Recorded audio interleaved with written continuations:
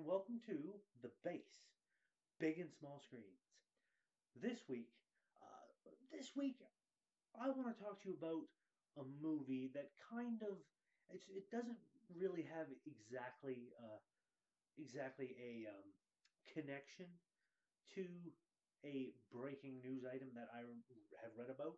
Um, that news item being the Ghost in the Shell movie, Scarlett Johansson on it, and the rumor going around that there was there was some tests being done of um, CGI work to make Caucasian actors look Asian, and that's that whole yellow face, as they call it, the thing that's been going on in Hollywood. There's a big discussion about it. There has been for quite a number of years now about taking roles of other ethnicities and retooling it to put a white person in that role for whatever misguided reasons Hollywood has. Uh, that being said, the movie I want to talk about is an old one back from 1985. Remo Williams, the adventure begins, starring Fred Ward. Now, Fred Ward, Joel Grey, Wilford Brimley, and also I can't remember her name off the top of my head. Hold on here. Um, where is it? It should be in it. Kate Mulgrew. That was it. Kate Mulgrew. Captain Janeway herself is in this movie. Now, this movie is about this young man, Remo Williams, a NYPD cop who ends up being mugged. Has this bizarre mugging happens, and he basically ends up getting knocked out. When he wakes back up, he has a new face and a new identity. He's now Remo Williams, the number one recruit of top secret organization led by Wilford Brimley, Mr. Smith. Uh, they operate out of a bank. He gets sent to study under um, Master Chun, a Korean martial arts master, and starts teaching him how to fight, how to hone his body into a weapon, so that he doesn't need guns. He just needs himself. It is based off of a series of pulp novels called The Destroyer. There's literally hundreds of them. I've got quite a few of them on my shelves. They're very, very pulpy. Uh, if you've read any pulp novels like in that vein, you know what I'm talking about. Now, the reason why this has a connection to it is because Joel Grey is the Caucasian actor who's playing Master Chun, a Korean character, with makeup and whatnot to make him look differently. And he has an accent because he's putting it on, because he's acting. Now, at the time this was made, this was 1985. That's, 95, 30 years ago. 30 years ago in Hollywood. It was a different time back then. I can't really excuse it that they didn't go with a Korean actor. I'm sure there would have been some Korean actors they could have maybe gotten, did some makeup to make them look older. Maybe, I don't know. The fact is they didn't, and you can't just say, oh, it was a different time back then, because it was. You have to accept that it was a different time. But it also, you also have to take into account that the whole context of the movie. And the movie, as it plays out, is very much in the same vein as the books that it is based off of. It is a very pulpy movie. It doesn't take itself seriously, not even in the slightest. Um, there are lots of comedic beats going on, usually at the expense of Mr. Williams uh, and his flabbergastedness at everything that's going on.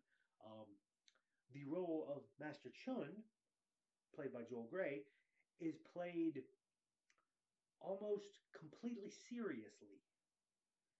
And I'm not saying that they couldn't have gotten a Korean actor, but I like his performance in this. It it is amusing when it should be, not because he's a Korean, but because it's an amusing moment. Uh, and pretty much all the other time, Master Chun comes off as being more wise and more knowledgeable than our protagonist. Our protagonist is usually the butt of pretty much every joke, even into the final action-packed sequence. uh, and Master Chun is just lording over him. I've taught you everything that you know, but not everything I know. He has that sort of a persona about him. So while it is kind of one of those things where it is kind of yellow faced, it's a gray territory.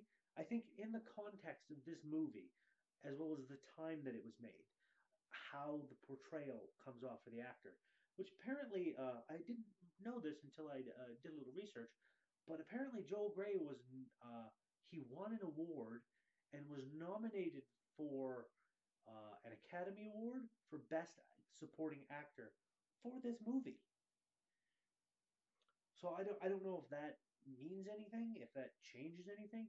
It really doesn't, not in my mind. But it's one of those things where the context, you have to take everything into account. And taking everything into account, I don't think that this movie uh, is a bad movie. I think it's a great movie.